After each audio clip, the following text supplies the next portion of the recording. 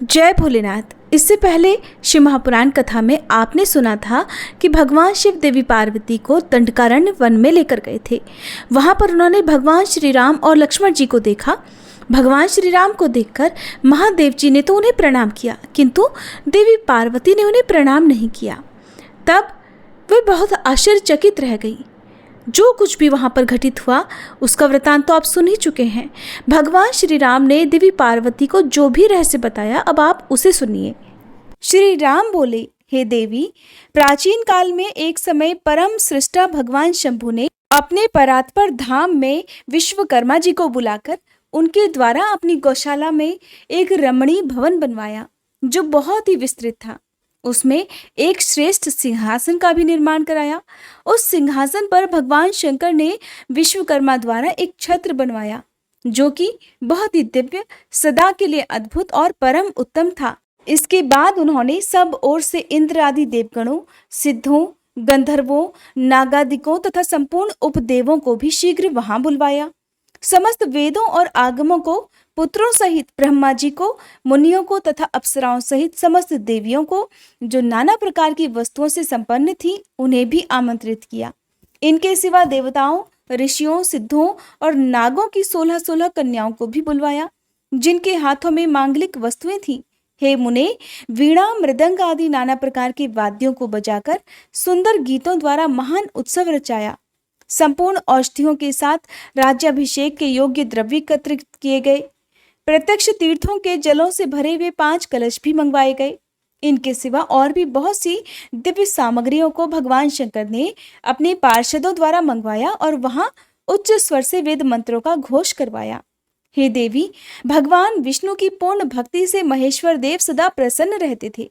इसलिए उन्होंने प्रीतियुक्त हृदय से श्री हरि को वैकुंठ से बुलवाया और शुभ मुहूर्त में श्री हरि को उस श्रेष्ठ सिंहासन पर बिठाकर महादेव जी ने स्वयं ही प्रेम पूर्वक उन्हें सब प्रकार के आभूषणों से विभूषित किया। उनके मस्तक पर मनोहर मुकुट बांधा गया और उनसे मंगल कौतुक कराए गए। ये सब हो जाने के बाद महेश्वर ने स्वयं ब्रह्मांड मंडप में श्री हरि का अभिषेक किया और उन्हें अपना वह सारा ऐश्वर्य प्रदान किया जो दूसरों के पास नहीं था।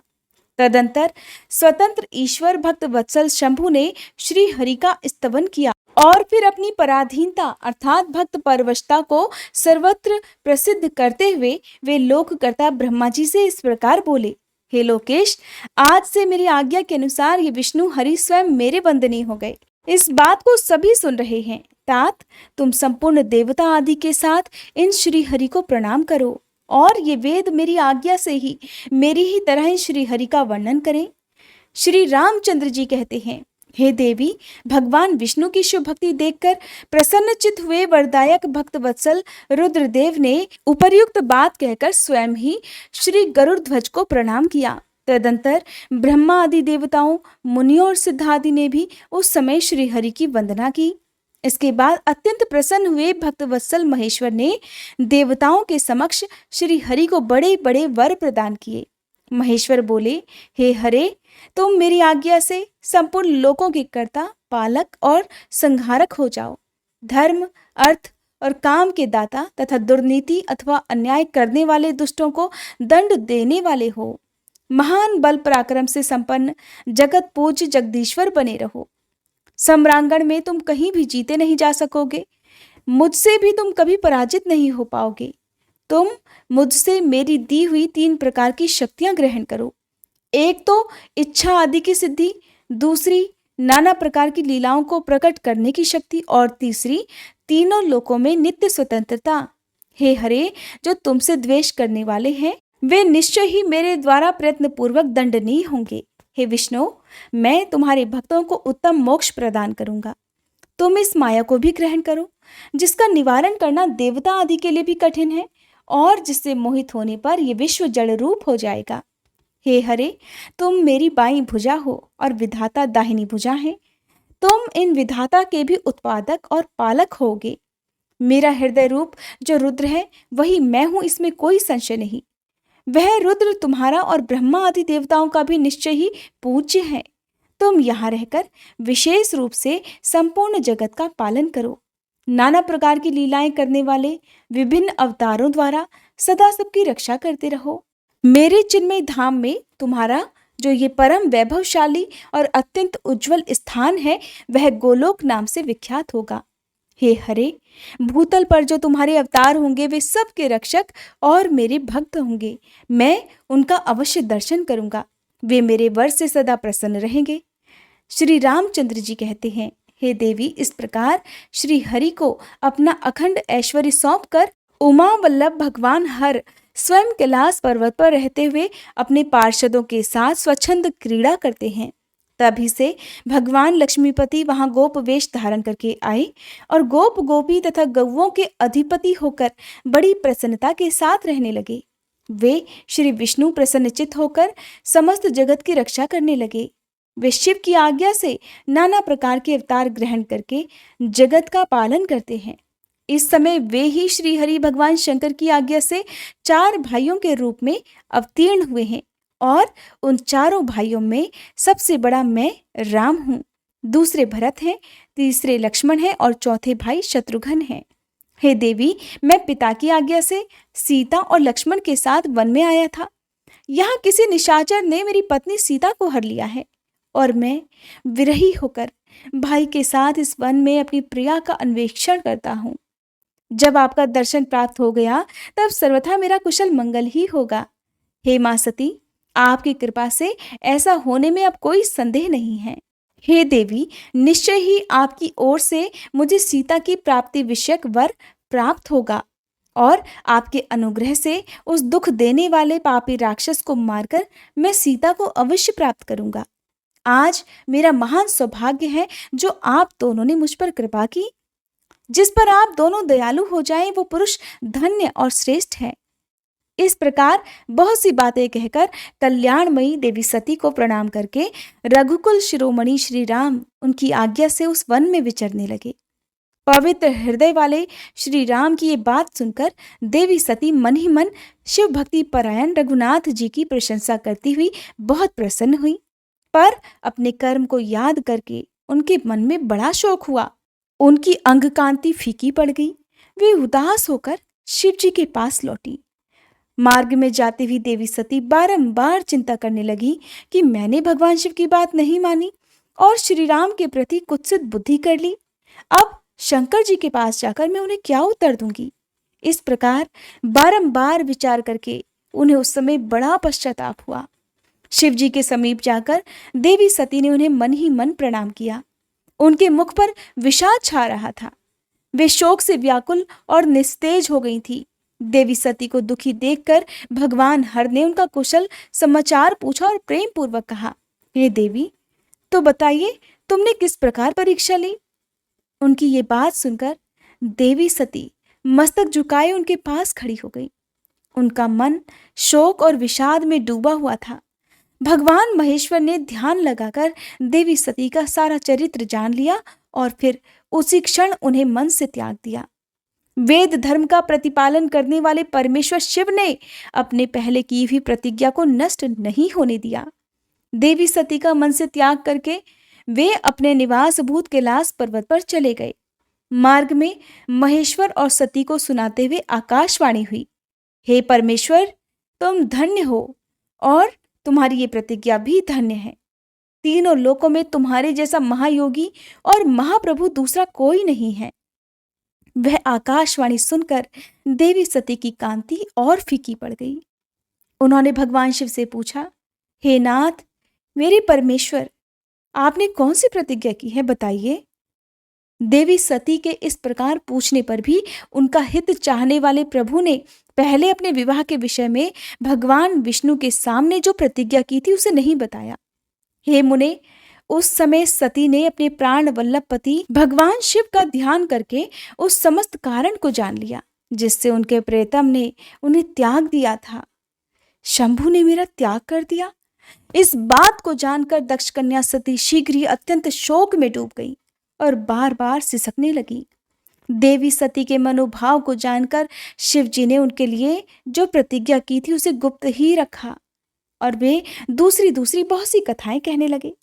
नाना प्रकार की कथाएं कहते हुए वे देवी सती के साथ कैलाश पर्वत पर जा पहुंचे और फिर श्रेष्ठ आसन पर स्थित होकर चित्त वृत्तियों के निरोध पूर्वक समाधि लगाकर अपने स्वरूप का ध्यान करने लगे। देवी सती मन में अत्यंत विषाद लेकर अपने उस धाम में रहने लगी। हे मुने, शिवा और शिव के उस चरित्र को कोई नहीं जानता था। महामुने, स्वेच्छा से शरीर धारण करके लोक लीला का अनुसरण करने वाले उन दोनों प्रभुओं का इस प्रकार वहां रहते हुए दीर्घ काल व्यतीत हो गया। तत्पश्चात उत्तम लीला करने वाले महादेव जी ने ध्यान तोड़ा। ये जानकर जगदम्बा सती वहां आई और उन्होंने व्यथित हृदय से शिवजी के चरणों में प्रणाम किया। उदार चेता शंभु ने उन्हें अपने सामने बैठने के लिए आसन दिया और बड़े प्रेम से बहुत सी मनोरम कथाएं कही। उन्होंने वैसी ही लीला करके देवी सती के शोक को तत्काल दूर कर दिया और फिर वे पूर्ववत सुखी हो गई। फिर भी शिव जी ने अपनी प्रतिज्ञा को नहीं छोड़ा। हे तात, परमेश्वर शिव के विषय में ये कोई आश्चर्य की बात नहीं समझनी चाहिए। हे मुने, मुनि लोग शिवा और शिव की ऐसी ही कथा कहते हैं। कुछ मनुष्य उन दोनों में वियोग मानते हैं, परंतु उनमें वियोग कैसे संभव है? शिवा और शिव के चरित्र को वास्तविक रूप से कौन जान सकता है?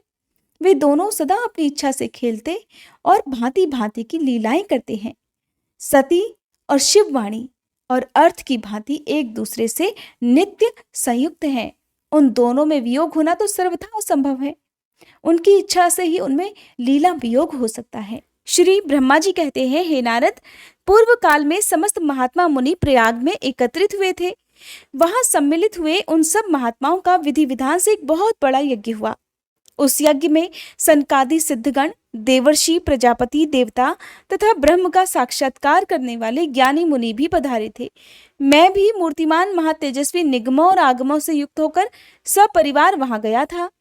अनेक प्रकार के उत्सवों के साथ वहां उनका विचित्र समाज जुटा हुआ था। नाना शास्त्रों के संबंध में ज्ञान चर्चा और वाद विवाद हो रहे थे। हे मुने, उसी अवसर पर सती तथा पार्षदों के साथ त्रिलोक हितकारी सृष्टिकर्ता और सबके स्वामी भगवान रुद्र भी वहां आ पहुंचे। भगवान शिव को आया हुआ देख संपूर्ण देवताओं, सिद्धों तथा मुनियों और मैंने भी भक्ति भाव से उन्हें प्रणाम किया और उनकी स्तुति की। फिर शिवजी की आज्ञा पाकर सभी लोग प्रसन्नता पूर्वक यथा स्थान बैठ गए। भगवान का दर्शन पाकर सभी लोग संतुष्ट थे और अपने सौभाग्य की सराहना करते थे। इसी बीच में प्रजापतियों के भी पति प्रभु दक्ष, जो कि बड़े तेजस्वी थे, अकस्मात घूमते हुए प्रसन्नता पूर्वक वहां आए। वे मुझे प्रणाम करके मेरी आज्ञा लेकर वहां बैठे। दक्ष उन दिनों समस्त ब्रह्मांड के अधिपति बनाए गए थे, अतएव सभी के द्वारा सम्मानित थे। परंतु अपने इस गौरवपूर्ण पद को लेकर उनके मन में बड़ा अहंकार था, क्योंकि वे तत्व ज्ञान से शून्य थे। उस समय समस्त देवर्षियों ने नतमस्तक होकर स्तुति और प्रणाम के द्वारा दोनों हाथ जोड़कर उत्तम तेजस्वी दक्ष का आदर सत्कार किया। परंतु जो नाना प्रकार के लीला विहार करने वाले, सभी के स्वामी और उत्कृष्ट लीलाकारी स्वतंत्र परमेश्वर हैं, उन महेश्वर ने उस समय दक्ष को मस्तक नहीं झुकाया। वे अपने आसन पर बैठे ही रह गए और खड़े होकर बाकी सभी की तरह उन्होंने दक्ष का स्वागत भी नहीं किया। महादेव जी को वहां मस्तक झुकाते न देखकर मेरे पुत्र प्रजापति दक्ष मन ही मन बड़े अप्रसन्न हो गए।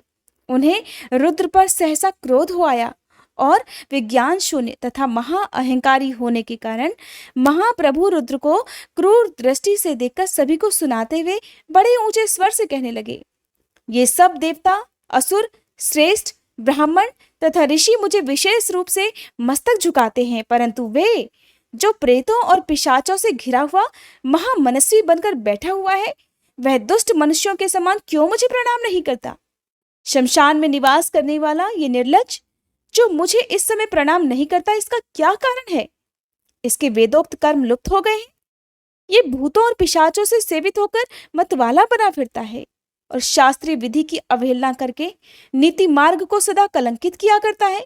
इसके साथ रहने वाले या इसका अनुसरण करने वाले लोग पाखंडी, दुष्ट, पापाचारी तथा ब्राह्मण को देखकर उद्दंडता पूर्वक उसकी निंदा करने वाले होते हैं। ये स्वयं ही स्त्री में आसक्त रहने वाला तथा रति कर्म में ही दक्ष है, अतः मैं इसे शाप देने को तैयार हुआ हूं। ये रुद्र चारों वर्णों से पृथक और कुरूप है, इसे यज्ञ से बहिष्कृत कर दिया जाए। ये शमशान में निवास करने वाला तथा उत्तम कुल और जन्म से हीन है, इसलिए देवताओं के साथ ये यज्ञ में कभी भाग न पाए। श्री ब्रह्मा जी कहते हैं, हे नारद, दक्ष की कही हुई ये बात सुनकर भृगु आदि बहुत से महर्षि रुद्रदेव को दुष्ट मानकर देवताओं के साथ उनकी निंदा करने लगे। दक्ष की बात सुनकर नंदी को बड़ा रोष हुआ। उनके नेत्र चंचल हो उठे और वे दक्ष को शाप देने के विचार से तुरंत उठ खड़े हुए। तब नंदीश्वर ने कहा, अरे रे महामूढ़ दुष्ट बुद्धि शठ दक्ष, तूने मेरे स्वामी महेश्वर को यज्ञ से बहिष्कृत क्यों कर दिया? जिनके स्मरण मात्र से यज्ञ सफल और तीर्थ पवित्र हो जाते हैं, उन्हीं महादेव जी को तूने श्राप कैसे दे दिया? रे दुर्बुद्धि दक्ष, तूने ब्राह्मण जाति की चपलता से प्रेरित होकर इन रुद्रदेव को व्यर्थ ही शाप दे डाला है। महाप्रभु रुद्र सर्वथा निर्दोष हैं, फिर भी तूने व्यर्थ इनका उपहास किया है। हे ब्राह्मणाधम, जिन्होंने इस जगत की सृष्टि की, जो इसका पालन करते हैं और अंत में जिनके द्वारा इसका संहार होगा, उन्हीं इन महेश्वर रूप को तूने श्राप कैसे दे दिया? नंदी के इस प्रकार फटकारने पर प्रजापति दक्ष रोष से आग बबूला हो गए और उन्हें श्राप देते हुए बोले, अरे रुद्रगणों, तुम सब लोग वेद से बहिष्कृत हो जाओ। वैदिक मार्ग से भ्रष्ट तथा महर्षियों द्वारा परित्यक्त होकर पाखंडवाद में लग जाओ और शिष्टाचार से दूर रहो। सिर पर जटाजूट और शरीर में भस्म और हड्डियों के आभूषण धारण करके मद्यपान में आसक्त रहो। जब दक्ष ने शिव के पार्षदों को इस प्रकार शाप दे डाला, तब उस शाप को सुनकर शिव जी के प्रिय भक्त नंदी अत्यंत रोष के वशीभूत हो गए। शिलाद पुत्र नंदी भगवान शिव के प्रिय पार्षद और तेजस्वी माने जाते हैं। वे गर्व से भरे हुए महादुष्ट दक्ष को तत्काल इस प्रकार उत्तर देने लगे। नंदीश्वर ने कहा, अरे शठ दुर्बुद्धि दक्ष, तुझे शिव के तत्व का बिल्कुल ज्ञान नहीं है, अतः तूने शिव के पार्षदों को व्यर्थ ही श्राप दिया है। हे अहंकारी दक्ष, जिनके चित्त में दुष्टता भरी है, उन भृगु आदि ने भी ब्राह्मण तत्व के अभिमान में आकर महाप्रभु महेश्वर का उपहास किया है। अतः यहाँ जो भगवान रुद्र से विमुख तुझ जैसे दुष्ट ब्राह्मण विद्यमान हैं, उनको मैं रुद्र तेज के प्रभाव से ही श्राप दे रहा हूँ। तो जैसे ब्राह्मण कर्मफल के प्रशंसक वेदवाद में फंसकर वेद के तत्व ज्ञान से शून्य हो जाएं, वे ब्राह्मण सदा भोगों में तन्मय रहकर स्वर्ग को ही सबसे बड़ा पुरुषार्थ मानते हुए स्वर्ग से बढ़कर दूसरी कोई वस्तु नहीं है, ऐसा ही कहते रहें और क्रोध, लोभ तथा मद से युक्त होकर निर्लज्ज भिक्षुक बने रहें। कितने ही ब्राह्मण वेद मार्ग को सामने रखकर शूद्रों का यज्ञ कराने वाले और दरिद्र होंगे, सदा दान लेने में ही लगे रहेंगे। दूषित दान ग्रहण करने के कारण वे सब के सब नरकगामी होंगे। रे दक्ष, उनमें से जो कुछ ब्राह्मण तो ब्रह्म राक्षस भी होंगे। जो परमेश्वर शिव को सामान्य देवता समझकर उनसे द्रोह करता है, वो दुष्ट बुद्धि वाला प्रजापति दक्ष तत्व ज्ञान से विमुख हो जाए। ये विषय सुख की इच्छा से, कामना रूपी कपट से युक्त धर्म वाले गृहस्थ आश्रम में आसक्त रहकर कर्मकांड का तथा कर्मफल की प्रशंसा करने वाले सनातन वेदवाद का ही विस्तार करता रहे। इसका आनंददायी मुख नष्ट हो जाए, ये आत्मज्ञान को भूलकर पशु के समान हो जाए और ये दक्ष कर्म भ्रष्ट होकर शीघ्र ही बकरे के मुख से युक्त हो जाए। इस प्रकार कुपित हुए नंदी ने जब ब्राह्मणों को और दक्ष ने महादेव जी को श्राप दे दिया, तब वहां पर महा हाहाकार मच गया। नारद, मैं वेदों का प्रतिपादक होने के कारण शिव तत्व को जानता हूँ, इसलिए दक्ष का वह शाप सुनकर मैंने बारंबार उसकी तथा भृगु आदि ब्राह्मणों की भी निंदा की। सदाशिव महादेव जी भी नंदी की ये बात सुनकर हंसते हुए से मधुर वाणी में बोले और वे नंदी को समझाने लगे। कहने लगे, हे नंदन, मेरी बात सुनो, तुम तो परम ज्ञानी हो, तुम्हें क्रोध नहीं करना चाहिए। तुमने भ्रम से यह समझकर कि मुझे श्राप दिया गया, व्यर्थ ही ब्राह्मण कुल को श्राप दे डाला। वास्तव में मुझे किसी का शाप छू ही नहीं सकता, अतः तुम्हें उत्तेजित नहीं होना चाहिए। वेद मंत्राक्षरमय और सूक्तमय है, उसके प्रत्येक सूक्त में समस्त देहधारियों के आत्मा प्रतिष्ठित हैं। अतः उन मंत्रों के ज्ञाता नित्य आत्मवेता है, इसलिए तुम रोषवश उन्हें श्राप मत दो। किसी की बुद्धि कितनी ही दूषित क्यों ना हो, वो कभी वेदों को श्राप दे ही नहीं सकता। इस समय मुझे कोई श्राप नहीं मिला है, इस बात को तुम ठीक ठीक समझ लो।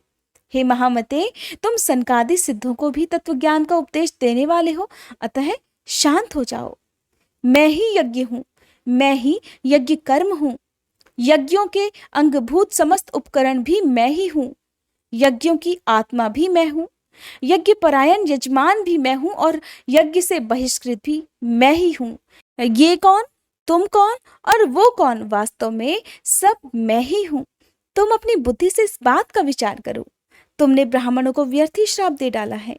हे महामते नंदिन, तुम तत्वज्ञान के द्वारा प्रपंच रचना का बाध करके आत्मनिष्ठ ज्ञानी और क्रोध आदि से शून्य हो जाओ। ब्रह्मा जी कहते हैं, हे नारद, भगवान शंभु के इस प्रकार समझाने पर नंदिकेश्वर विवेक परायण होकर क्रोध रहित और शांत हो गए। भगवान शिव भी अपने प्राण प्रिय पार्षद नंदी को शीघ्र ही तत्व का बोध कराकर प्रमथ गणों के साथ वहां से प्रसन्नता पूर्वक अपने स्थान को चल दिए। इधर रोषावेश से युक्त दक्ष भी ब्राह्मणों से घिरे हुए अपने स्थान को लौट गए, परंतु उनका चित्त शिव द्रोह में ही तत्पर था। उस समय रुद्र को शाप दिए जाने की घटना का स्मरण करके दक्ष सदा महान रोष से भरे रहते थे। उनकी बुद्धि पर मूढ़ता छा गई थी। वे शिव जी के प्रति श्रद्धा को त्याग कर शिव पूजकों की निंदा करने लगे। हे तात नारद, इस प्रकार परमात्मा शंभु के साथ दुर्व्यवहार करके दक्ष ने अपनी जिस दुष्ट बुद्धि का परिचय दिया था वो मैंने तुम्हें बता दी। अब तुम उनकी पराकाष्ठा को पहुंची हुई दुर्बुद्धि का वृतांत सुनो, वो मैं बता रहा हूँ। श्री ब्रह्मा जी ने देवर्षि नारद को जो कुछ भी वृतांत सुनाया वो सब भी आप अगले अध्याय में सुनिएगा। उम्मीद है हर बार की तरह आज की ये कथा भी आपको पसंद आई होगी। अगर वीडियो अच्छी लगी हो तो लाइक करना मत भूलिएगा।